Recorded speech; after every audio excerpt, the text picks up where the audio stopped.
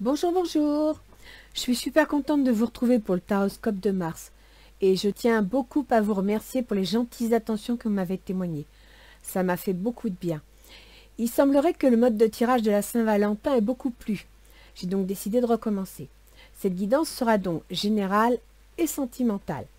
Je vais vous donner une météo du mois par décade, d'une part, et un tirage plus approfondi sur le plan relationnel.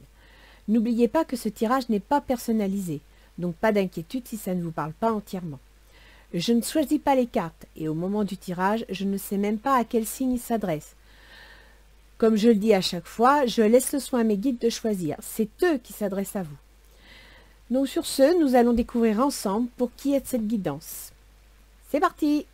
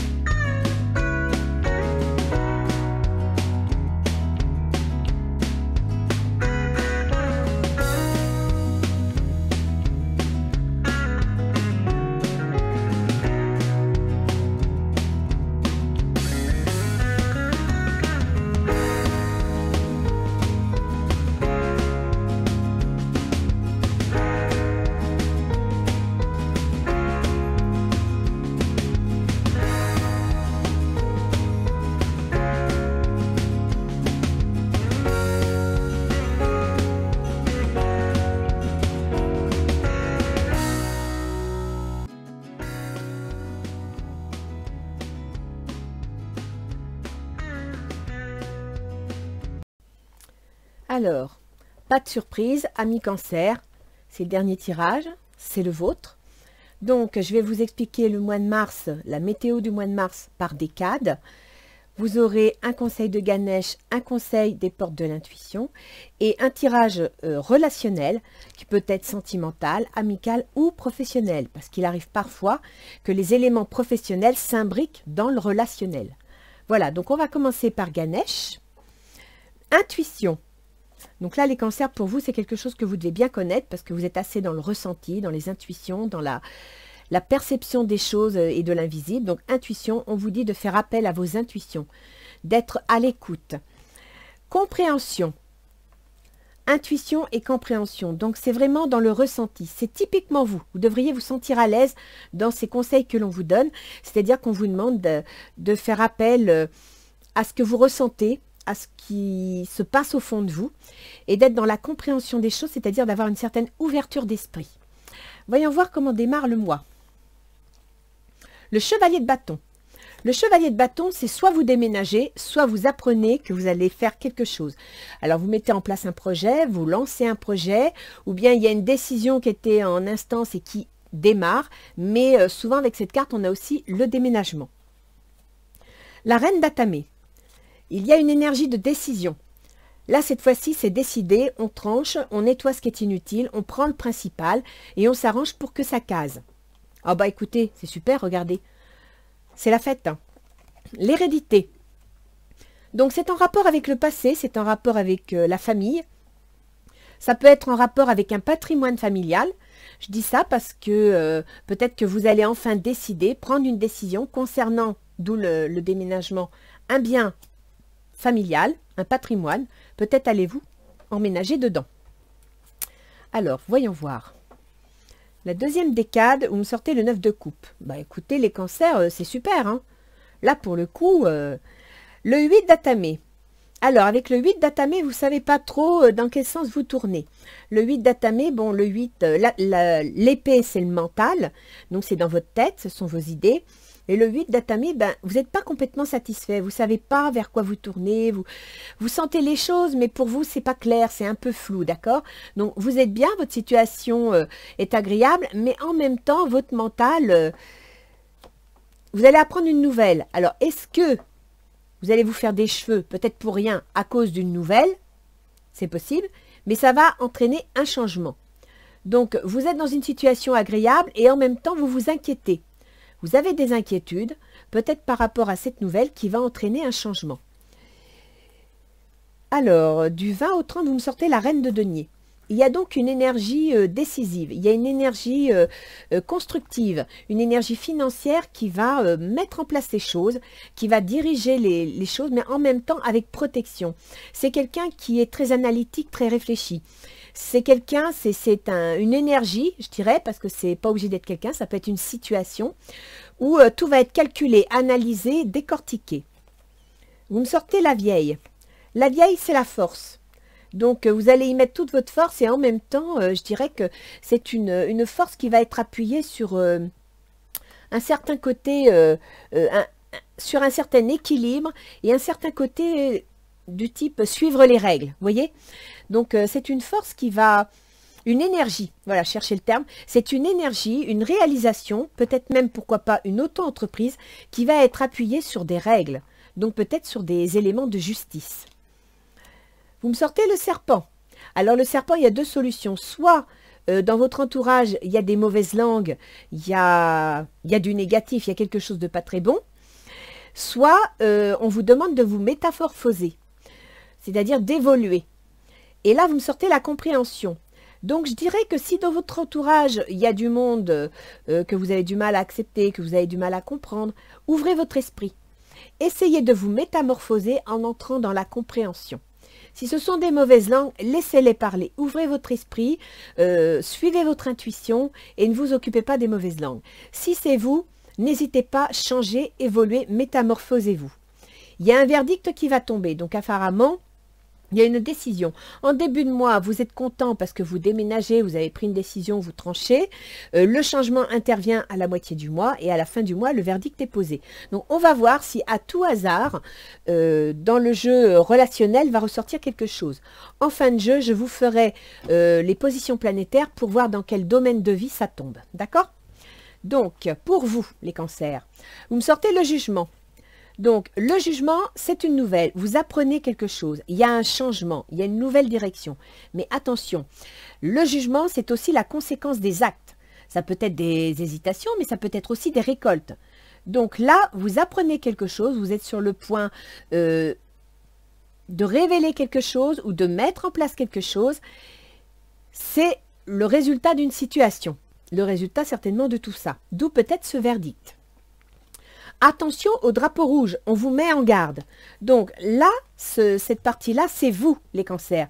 C'est vous, tel que vous êtes, tel que vous pensez, la situation dans laquelle vous êtes.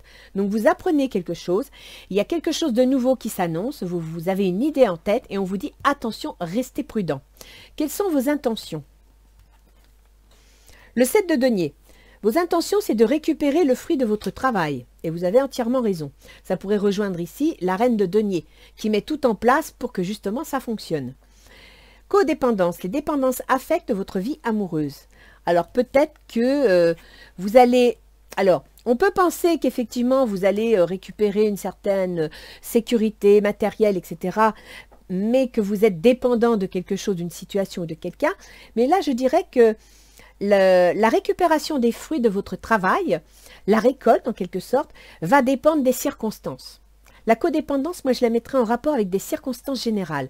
Donc là, vous envisagez, vous annoncez, vous allez récupérer, récolter ce que vous avez semé en bien ou en mal. Hein, et là, vous attendez de récupérer quelque chose de concret, professionnel ou financier. Mais ça va dépendre des événements. Alors, la personne qui est en face de vous, ça peut être un amoureux, ça peut être un collègue, ça peut être une personne dans une négociation, vous voyez, une tierce personne. Vous me sortez le chevalier de coupe, c'est-à-dire que c'est une personne qui est prête, qui a la foi, qui y croit, qui est prêt à y aller. D'accord? Il y croit, il le veut, il veut réaliser, il veut l'obtenir. c'est certainement lui. Vous avez déjà rencontré le partenaire amoureux.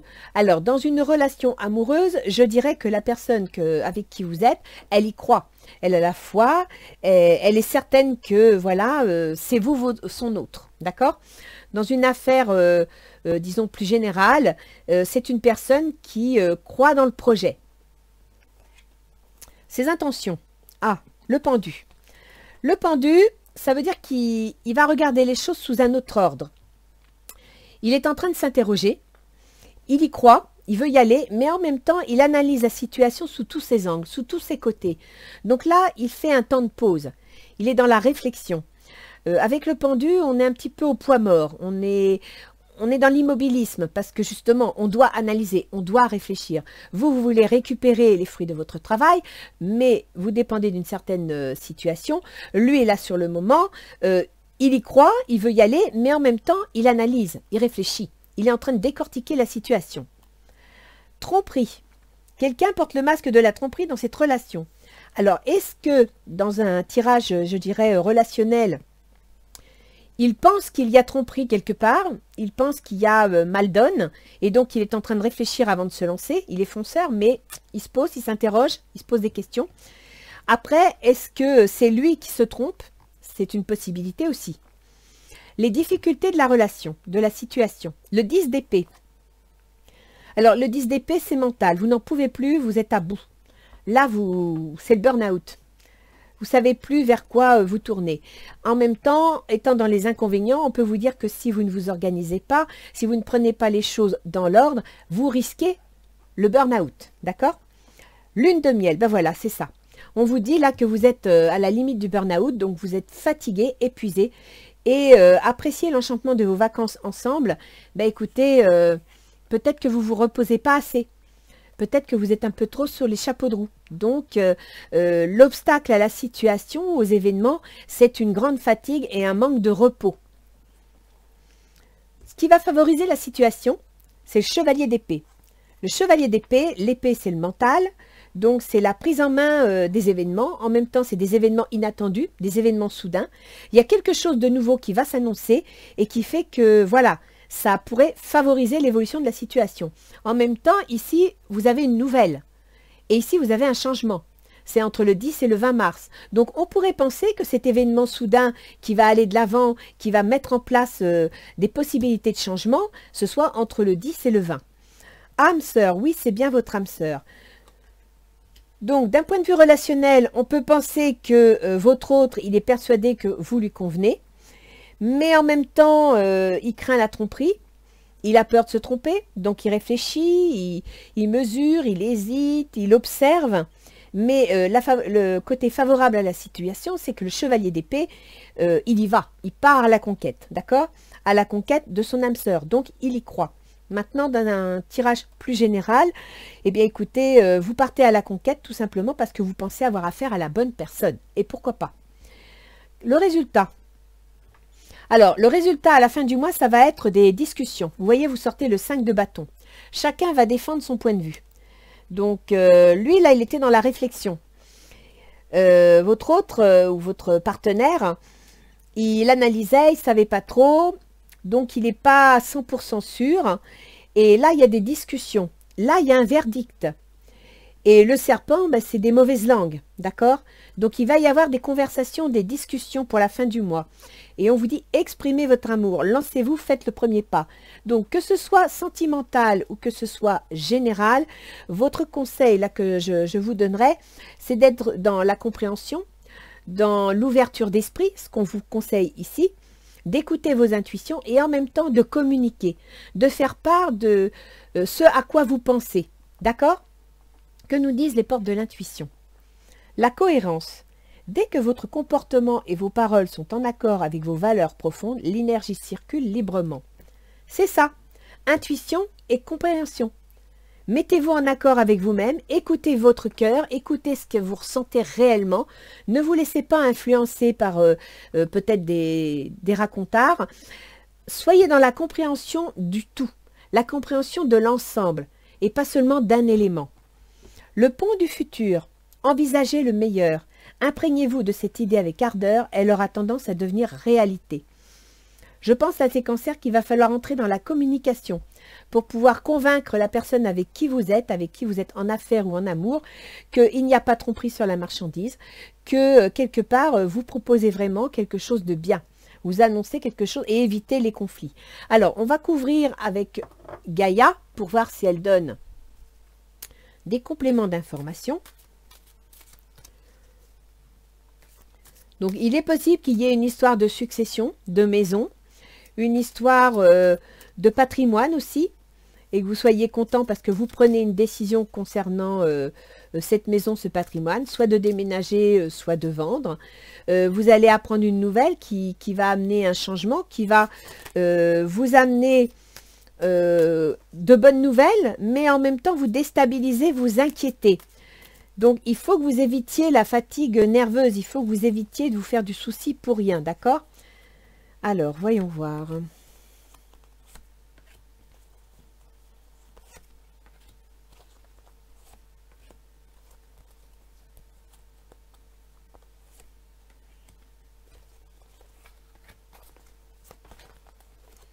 Voilà. Donc, pour vous, évolution, changement de la Terre, changement climatique et transformation. Mais c'est bien ça, hein. Attention au drapeau rouge. Il y a quelque chose de nouveau. Donc, vous allez apprendre quelque chose. Vous voulez peut-être mettre quelque chose en route. On vous dit de vous transformer. On revient un petit peu à ce serpent, la transformation, d'accord?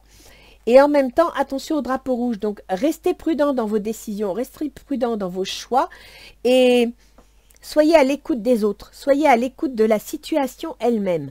N'oubliez pas que le jugement, c'est une révélation. C'est un renouveau, mais c'est aussi une nouvelle. Et que cette nouvelle, ça peut être la récolte de ce que vous avez semé. Or, ici, vous me sortez bien la récolte. Donc, en matière de financière ou de travail, c'est la récolte, c'est vos intentions. En matière relationnelle, ça peut être la conséquence de ces actes. Selon ce que vous allez dire, selon ce que vous allez faire, vous allez récolter, d'accord? Donc, attention au drapeau rouge. Soyez dans la transformation, dans l'évolution. Et là, c'est ce qu'on vous dit. Intuition, compréhension, écoutez votre intuition et soyez dans l'évolution, dans la constructivité. Alors, vos intentions, vous avez la déesse du clair de lune. Émotion refoulée, guérison, reflet. Codépendance, peut-être devriez-vous un petit peu prendre une certaine indépendance, une certaine distance vis-à-vis de la situation en général et ne pas tout prendre pour vous.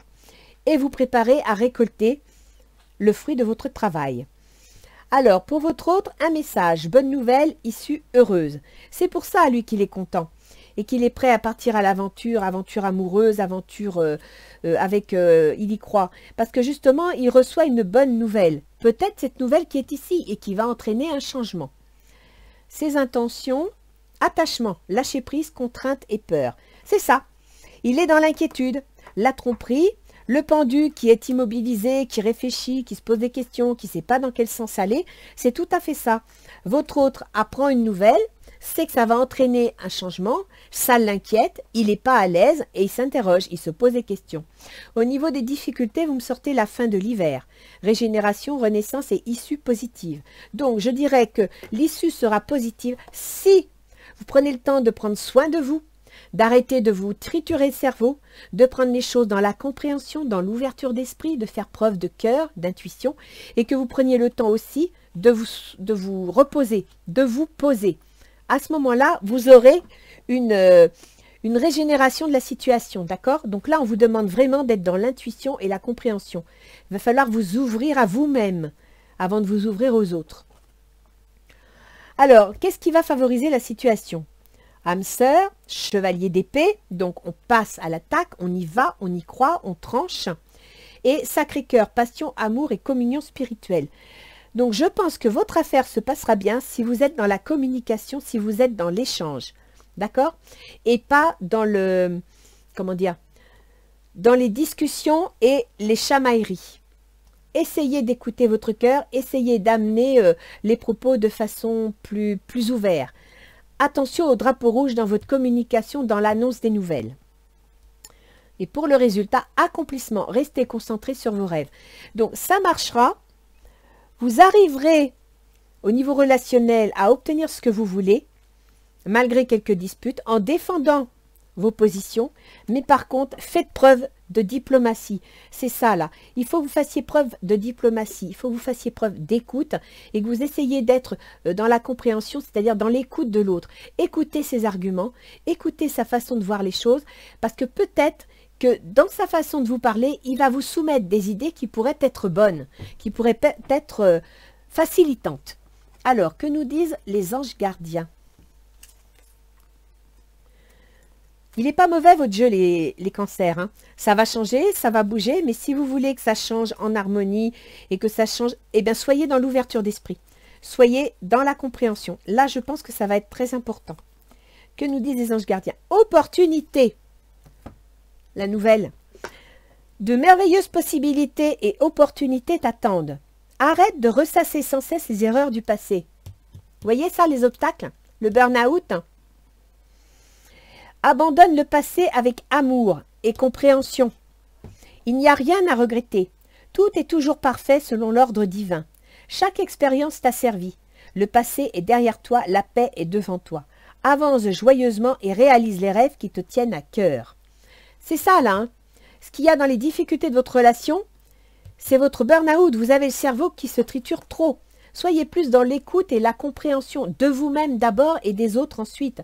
Et ça confirme bien ce que disent ces deux cartes. Envisagez le meilleur, imprégnez-vous de cette idée avec ardeur, elle aura tendance à devenir réalité. Arrêtez de vous triturer le cerveau, d'accord? On va regarder au niveau astrologique, si on a des précisions sur les domaines de vie. Alors, mars 2021, ascendant Cancer. Donc déjà, je peux vous dire que le processus mental, c'est-à-dire Mercure, la communication, les échanges, se trouve en Verseau jusqu'au 16-17 mars. En Verseau, c'est la maison 8, c'est la maison des changements. Donc, votre réflexion, votre analyse, votre communication est dans le domaine des changements et dans le domaine des transformations. En même temps, la maison 8, c'est la maison des héritages. C'est la maison des divorces, des pensions alimentaires, des successions. Et c'est aussi la maison des ruptures. Donc, moi, personnellement, je ne vois pas de rupture. Par contre, tout à l'heure, je vous ai parlé d'un bien, d'un déménagement, d'un bien patrimonial lié à la famille, d'accord? Donc, je serais plutôt dans l'idée qu'il y a une communication, des échanges en rapport avec une transformation, un changement et peut-être, pourquoi pas, une succession. Après, à partir du 17 mars, ça va passer en poisson, c'est-à-dire que ça va passer dans la maison 9. Et donc, dans la maison 9, c'est l'officialisation de la situation.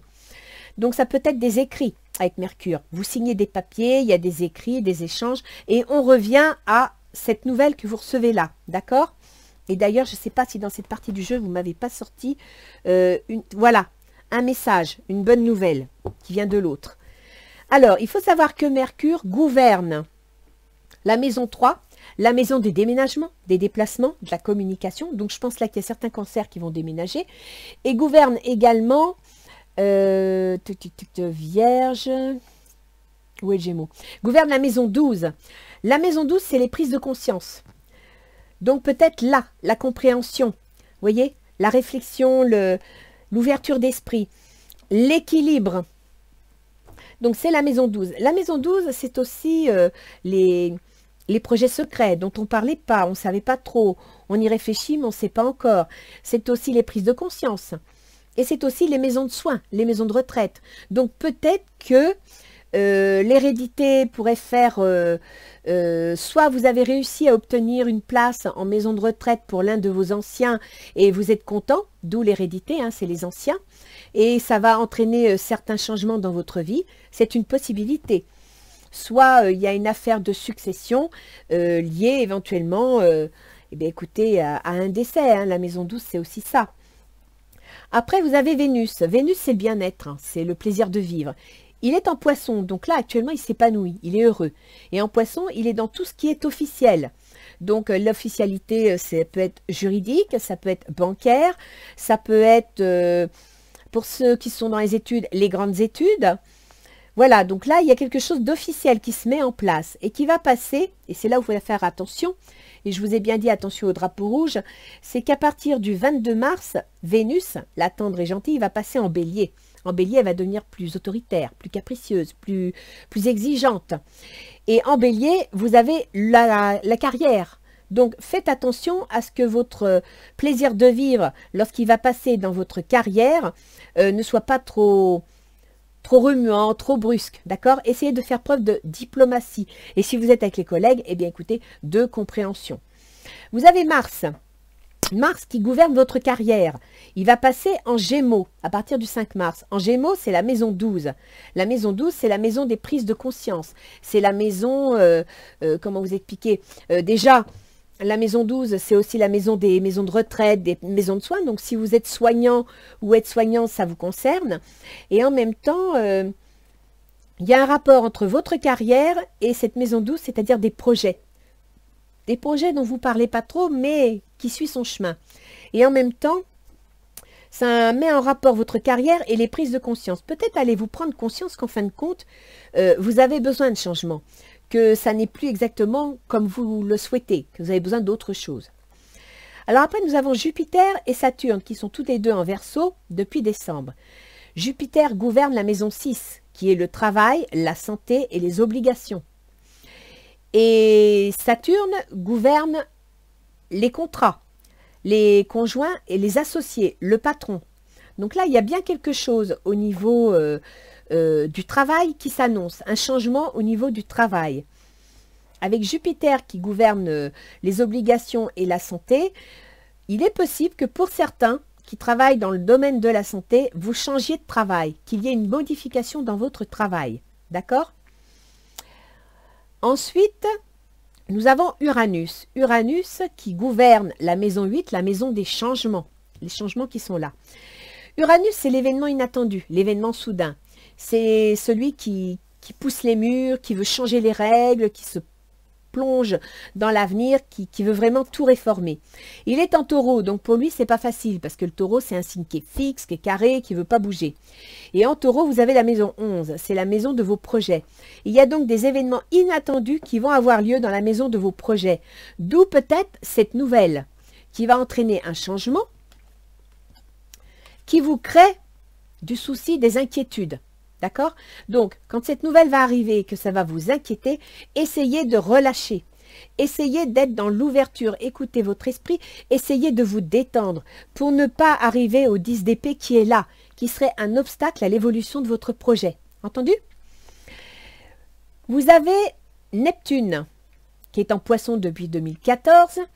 En Poisson, vous avez tout ce qui est officiel, donc ça peut être les mariages, ça peut être les divorces, ça peut être les successions, ça peut être des contrats que vous signez, création d'entreprise, besoins bancaires et financiers. Voilà, c'est tout ça. Donc avec Neptune, il faut faire attention. Neptune, il peut vous donner beaucoup d'intuition, et ce serait très bien parce qu'on vous dit de faire appel à votre intuition. Neptune, il vous fait rêver, mais en même temps, Neptune, il a un peu tendance à mettre un peu de brouillard dans la situation. Et dans votre cas, au niveau des affaires officielles, ben, ce sera peut-être pas si clair que ça. Vous aurez peut-être besoin d'approfondir les choses. Vous voyez, le verdict, il est là. Donc, servez-vous de la force que vous avez avec vous pour bien analyser la situation. Et comme on vous disait ici, vous apprendrez des nouvelles. Attention au drapeau rouge. Donc, soyez dans l'observation. Analysez bien la situation. Restez prudent. Quant à Pluton, il est en Capricorne, encore jusqu'en 2023.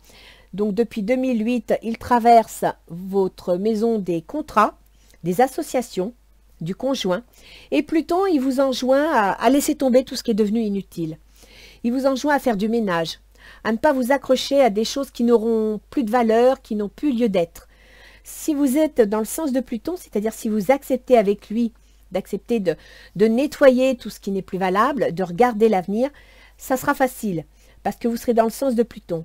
Si vous tenez tête à Pluton, que vous refusez de nettoyer certaines choses, de laisser partir certaines choses, vous allez souffrir parce que ce sera difficile, ce sera contraire à ce que vous voulez.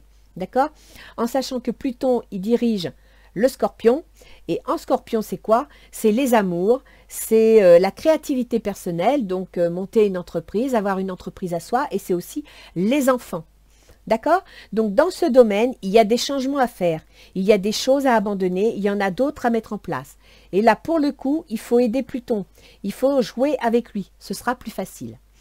Écoutez les cancers, j'espère que les précisions que je viens de vous apporter par rapport à ce qui concerne votre vie va vous aider.